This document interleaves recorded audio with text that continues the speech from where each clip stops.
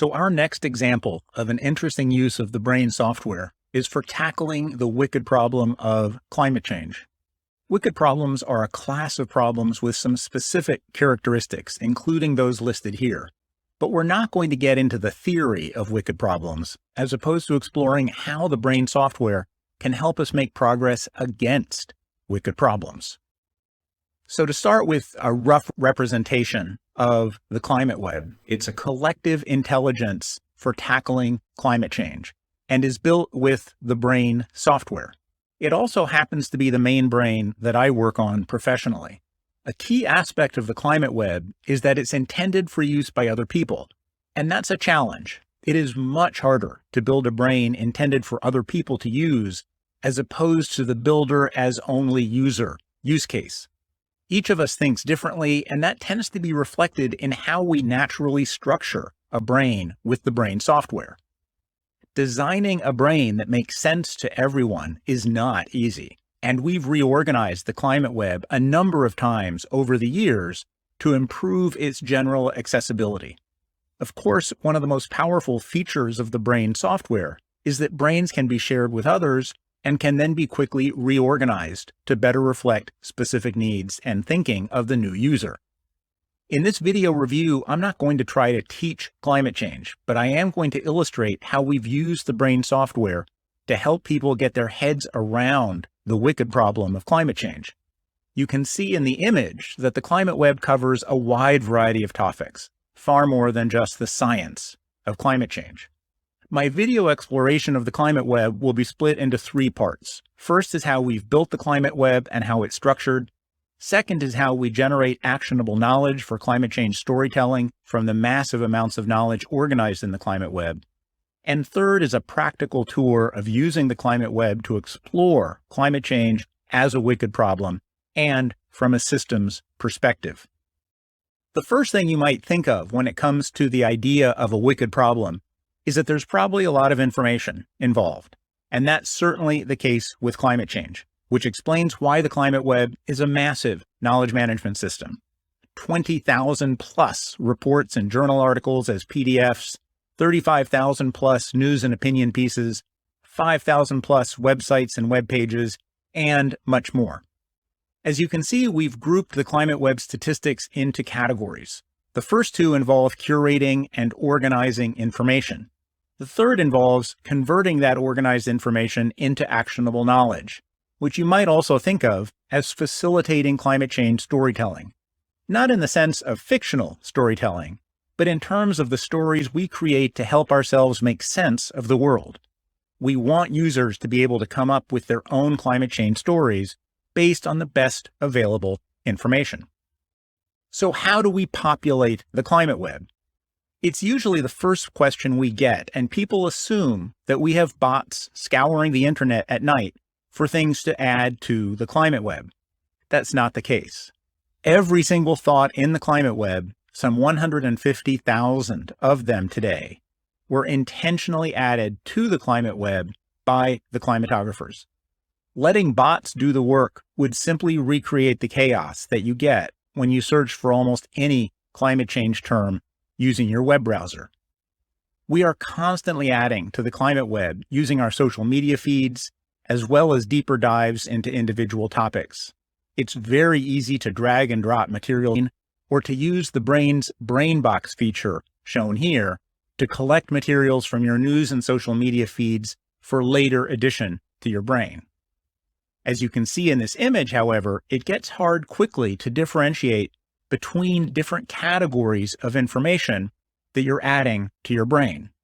So we start by cleaning things up. We use naming conventions for different kinds of information, including sources like books, reports, and journal articles, as well as news and opinion pieces, websites, videos, and everything else.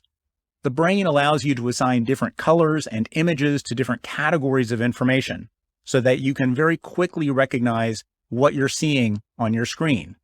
And because we use consistent naming conventions, you can leverage those conventions in your exploration of a brain, for example, with the search feature.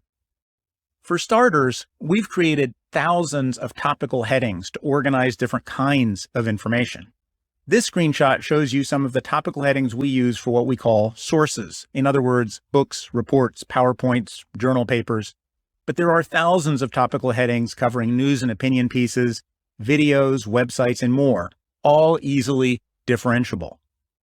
Then we assign individual materials to those topical headings. For example, here are the sources linked to the topical heading of green growth. At the far left, you can see other sources headings, or subheadings in this case, and then the collection of individual sources.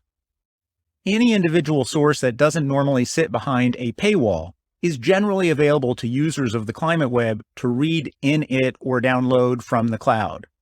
At one point, we had all the sources in the Climate Web itself, but that made it more than 50 gigabytes in size.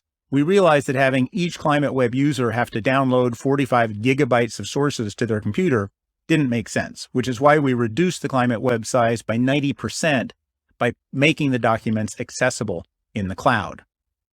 The last organizational feature I'll describe is the Climate Web's index, an example of something we added years into building the Climate Web, but that now constitutes its most powerful organizing and search feature. As you can see in the image, index entries in orange are organized vertically. So an index entry's child or parent thoughts will also be index entries. And since the more than 3,500 index entries are all linked together into a knowledge web of their own, you can literally click your way through the entire topic of climate change, accessing topical materials through the jump thoughts to the left of index entries. Carbon pricing, as shown here, for example, is a big climate change topic, which is why there are so many relevant index entries, both as parents and as children. And the headings organized as jump thoughts to the left open up into thousands of sources and other materials. The naming convention for index entries, which omit spaces, as you can see there, makes it easy to find index entries using the brain's search capabilities. The final element of the Climate Web I'll introduce in this video is content pages. Content pages have been authored by the climatographers to summarize key climate topics and to point users to specifically relevant resources on those topics around the Climate Web. In this list, you'll see just a few of the hundreds of content pages that are available in the Climate Web, covering all kinds of topics, including the most likely average global temperature by 2050 and 2100, or the nature of the planetary experiment that climate change represents, or what would climate change success actually require, or should we be scoring carbon offsets, or how will nature-based solutions play out, helping bring you up to speed rapidly on all of these different topics. In the next part of this video on using the brain to tackle a wicked problem, I'll demonstrate the variety of ways that we've used in the Climate Web to turn all of this curated and organized information into the actionable knowledge individuals need to understand and tackle climate change. I hope you found our video useful. We've dedicated more than 25,000 hours to building the Climate Web as a collective intelligence for accelerating climate progress. Climate change is a wicked problem, and the Climate Web is unique in its coverage of the many topics relevant to understanding climate risks and to making climate progress.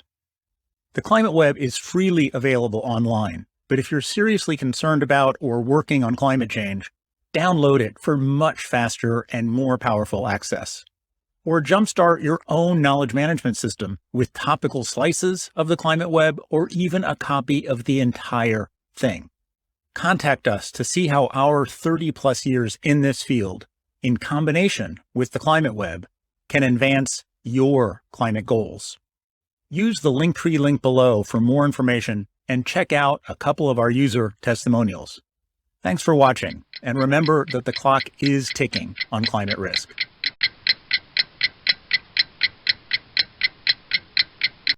In the first part of this video series on using the brain software to tackle a wicked problem, we explored how the Climate Web is structured to organize an enormous amount of information about climate change. Now we'll explore how all that information can be leveraged into actionable knowledge for climate storytelling. We start by digging into reports, journal articles, news stories, and even videos and websites to extract and organize informative ideas and graphics. You can see an example of that here, where several thoughts have been extracted from a 2021 climate finance report, and the associated graphics have been put into the notes field for easy access. The brain has an internal clipping tool that makes that very easy. In the Climate Web, you can go to hundreds of books, reports, and journal papers to see the key graphics and ideas we've pulled out of them. But that's just for starters, because those extracted graphics and ideas are then organized in their own right. Here you can see the same thought I just showed you, but now it's also linked to the extracted materials heading specific to climate finance. What that means is that you can scan hundreds of extracted graphics and ideas specific to a topic you're interested in, and if you find something of particular relevance, you can instantly link back to the original source, which you might otherwise never have even known existed. And you can do that via hundreds of extracted materials headings. This is a more extreme example of how the Climate Web helps you leverage great resources. In this case, the 2020 book by Mark Linus titled Our Final Warning: 6 Degrees of Climate Emergency. Perhaps you've read the book. If so, how many details from that extensively researched book do you remember? Most likely very few, and perhaps none. But we've gone through the book and extracted hundreds of useful factoids, numbers, forecasted climate impacts, and much more, and made them all instantly accessible here in the Climate Web. And while you could go through all of them here as children of the original book thought, the real power of the Climate Web is that these thoughts can be sliced and diced in all kinds of ways for actionable knowledge and storytelling purposes. One way to think about the Climate Web is as a massive collection of climate knowledge bricks that can be organized in all kinds of ways to address all kinds of interests and needs. And because the knowledge bricks are digital, the same climate Legos can be deployed simultaneously in all kinds of climate knowledge kits. And I'm obligated to note that our use of the term Legos does not suggest an endorsement by Lego. So with all those climate Legos, what can we do? For starters, we can organize them in audience-specific ways. You can see here some of the audience-specific doorways you can take advantage of in the Climate Web, including for journalists, for teachers, for policymakers, for activists, and for philanthropists. If I take a look at that particular doorway, one of the things we do in the doorway is to point you to a wide variety of resources specific to that audience.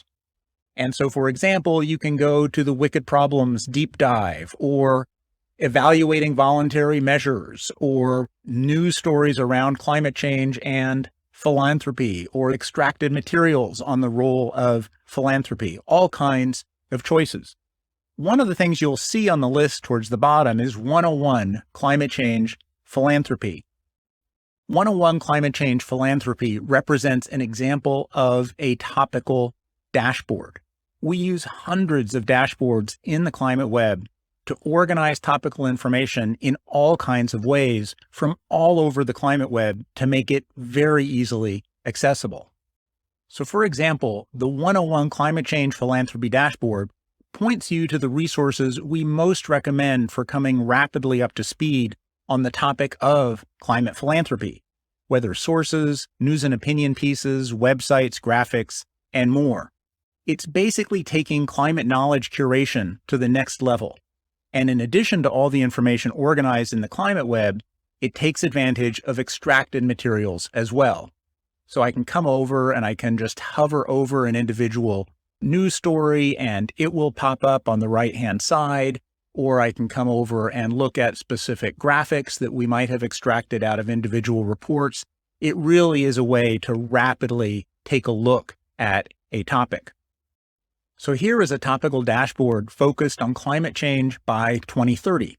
You can see a collection of sources at the far top left, but you can also see a large number of graphics, each of which let you see how one report or another has characterized climate change in 2030. So if I come over here with my cursor, I can simply scroll through and you can see what graphics might be of particular interest, at which point you can simply click on that and trace it back to its original source. When you think about the fact that there are similar dashboards for climate change by 2040, 50, 60, etc., all the way to beyond 2100, you'll start to get a sense of how easy the brain makes it to organize information in all kinds of ways. Here's another dashboard on coming up to speed on the basics of carbon pricing. But then another dashboard that looks in a lot more detail at what carbon pricing would be required to potentially achieve the global targets of 1.5 or 2 degrees. It's an important topic, but not an easy one to explore except here. One of the things you'll see organized here is one of the hundreds of content pages, as shown right here, that are available to help speed your journey. It's in content pages like that one that we've provided users with an even greater head start than simply the materials organized in dashboards. An example of a dashboard that offers up a core library for carbon pricing, and you can then get any of these reports out of the cloud. Here's a totally different kind of dashboard built around dates and numbers. In this case, a climate science chronology dating back to 1640. And all of these dates are linked back to original sources so you can find out where it came from and dig deeper into a particular date that you might be interested in. Alternatively, you might be interested in the chronology of how the oil sector has been involved with climate change, which in some ways goes back many decades, but then picks up where the oil industry started actively studying climate change in the 1960s. And you can see that from this list and then trace the evolution of how the oil and climate change conversation has changed over time. Another chronology for litigation and liability for climate change. In each case, again, you can trace the individual dates back to their original source, which will often yield additional insight. Here's a final example of how numbers can be organized in a dashboard. This one compares estimates of the potential of nature-based solutions from several studies conducted over a 30-year period, using color coding to tell you which study it actually came from. Another way to look at dashboards is to organize materials for a very specific type of audience.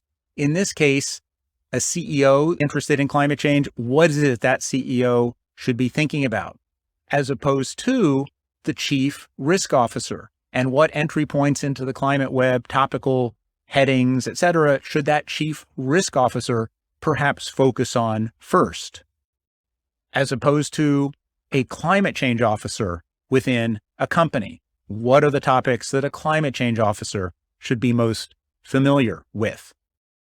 I've demonstrated a few of the almost 1,000 dashboards currently present in the climate web, with more being added all the time.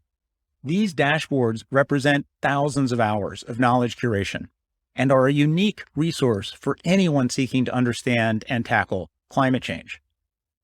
You might be wondering how to ever access the huge diversity of resources organized in the climate web, and topical dashboards and content pages in particular. That's why we recently created this rapid access to everything doorway. It puts almost anything in the massive climate web within just a few clicks of this point, in effect making everything almost instantly accessible. If we click on the topical resource collections, for example, you'll see all kinds of topic collections. And within here, you can go down to carbon pricing, and you'll see all of the different topical dashboards and all of the different content pages specific to carbon pricing. So it is a very quick way to instantly access a massive amount of information. Or if we go and click on the business risk category, again, you can see lots of topical dashboards and lots of content pages. Now, this is by no means the best way for most people to explore the climate web. And that's why we normally keep this particular organization of the climate web hidden. It only becomes visible for more advanced users when they download the climate web, but it does allow them to make much more efficient use of the system. In the last section of this video on using the brain software to tackle a wicked problem, I'll give you a tour of how the climate web is organized to facilitate understanding climate change as a wicked problem. I hope you found our video useful. We've dedicated more than 25,000 hours to building the climate web as a collective intelligence for accelerating climate progress. Climate change is a wicked problem, and the climate web is unique in its coverage of the many topics relevant to understanding climate risks and to making climate progress.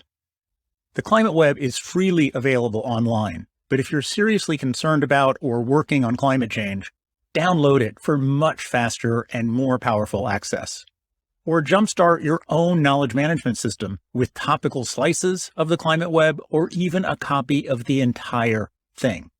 Contact us to see how our 30+ years in this field, in combination with the climate web, can advance your climate goals.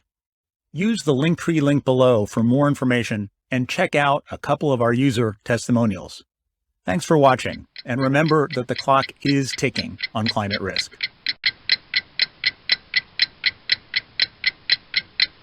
In this last section of our video series on how to use the brain software to tackle a wicked problem, I'll give you a tour of how the climate web is organized to facilitate understanding of climate change as a wicked problem. The reason we've structured the climate web in the way that I'm about to show you is because, as Einstein noted, tackling a wicked problem involves taking the time to really understand the problem before getting too bogged down in arguments about how to solve the problem. As you'll clearly see, our goal with the climate web is not to suggest any particular storyline with respect to climate change, but to make it possible for you to come up with your own storyline based on the best available evidence. So here we are at the systems thinking doorway into the climate web. Many thousand hours of knowledge curation are represented here, so we're not going to go into much depth and into the detailed contents that you can access here, but I do want to illustrate how we've organized information to let users come up to speed on climate change from A to Z. Starting with the trillion-dollar questions. Because climate change is such a complicated problem, we've come up with what we call trillion-dollar questions, namely the key variables that will determine where we end up on climate change over time. You can dig into these questions as well as explore answers through the links on the page. So if I just scroll down in the notes feature here, I'll come to the individual trillion-dollar questions and the hyperlinks to the pages in the climate web where you can explore those questions. How risky is climate change for business? Can we overcome our evolutionary biology? What would accomplishing a low-carbon transition actually require? These are just some examples of what we've termed these trillion-dollar questions.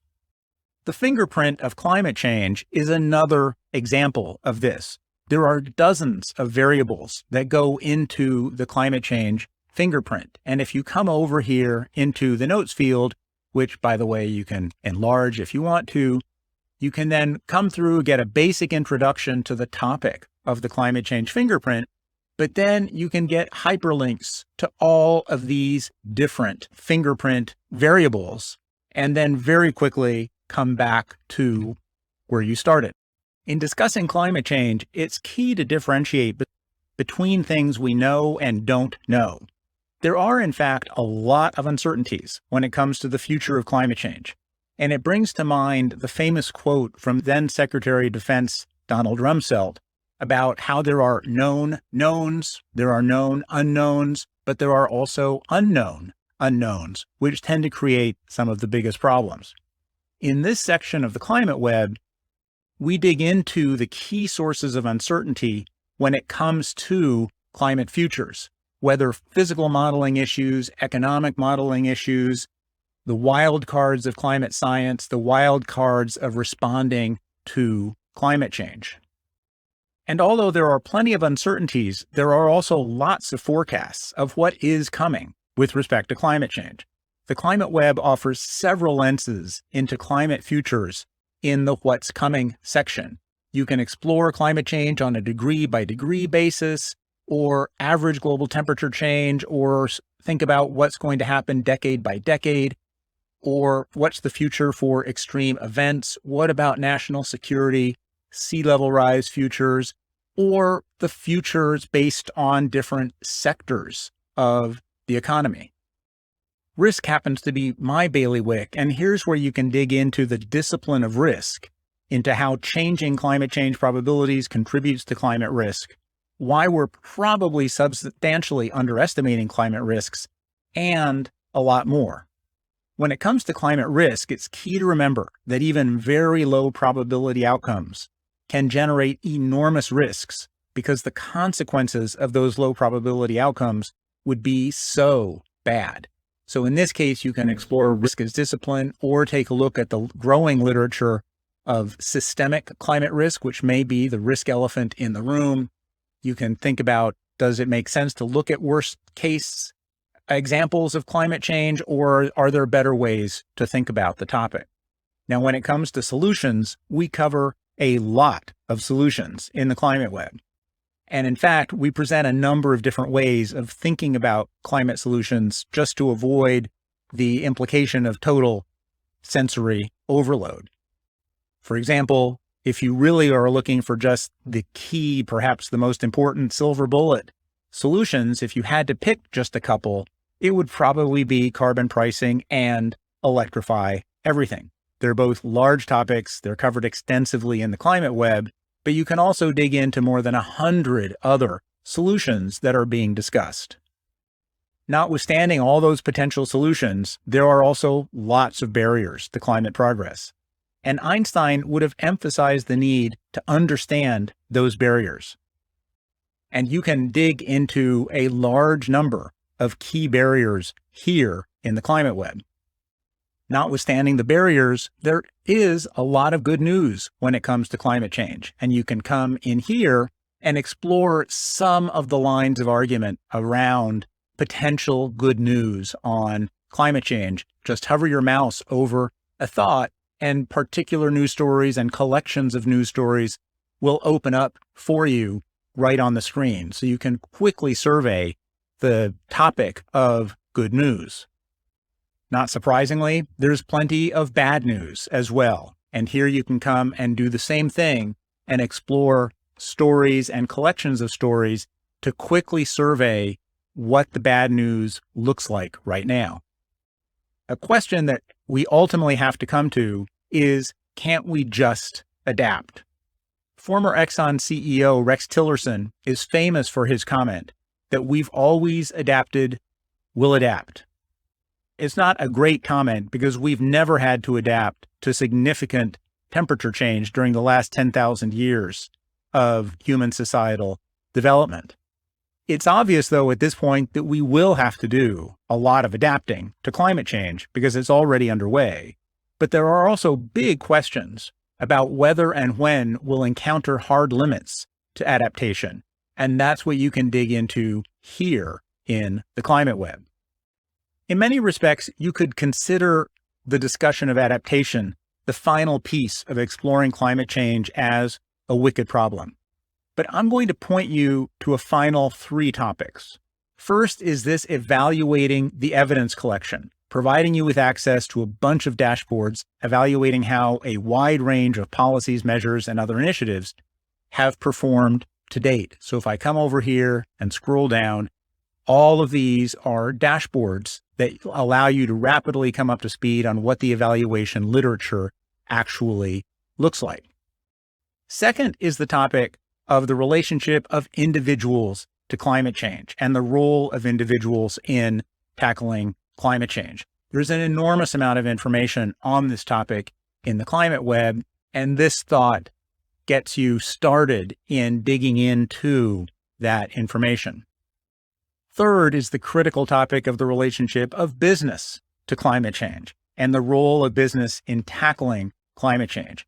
Each of the thoughts that you see here leads to a deep dive into that topic. This wraps up this 3-part video series exploring how to use the brain software for exploring and tackling a wicked problem. We've used the problem of climate change, but the same approach could be taken to other wicked problems, and I hope it will be.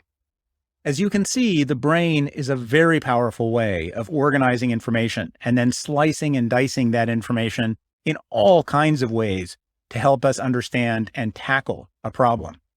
We've spent more than 25,000 hours curating the knowledge in the climate web to help people thinking about climate change come up to speed on key topics far more rapidly than they would otherwise ever be able to. Hopefully with the outcome of accelerating climate change progress. Thanks for watching. I hope you found our video useful. We've dedicated more than 25,000 hours to building the climate web as a collective intelligence for accelerating climate progress. Climate change is a wicked problem, and the climate web is unique in its coverage of the many topics relevant to understanding climate risks and to making climate progress. The climate web is freely available online, but if you're seriously concerned about or working on climate change, download it for much faster and more powerful access. Or jumpstart your own knowledge management system with topical slices of the climate web or even a copy of the entire thing. Contact us to see how our 30+ years in this field, in combination with the climate web, can advance your climate goals. Use the Linktree link below for more information and check out a couple of our user testimonials. Thanks for watching, and remember that the clock is ticking on climate risk.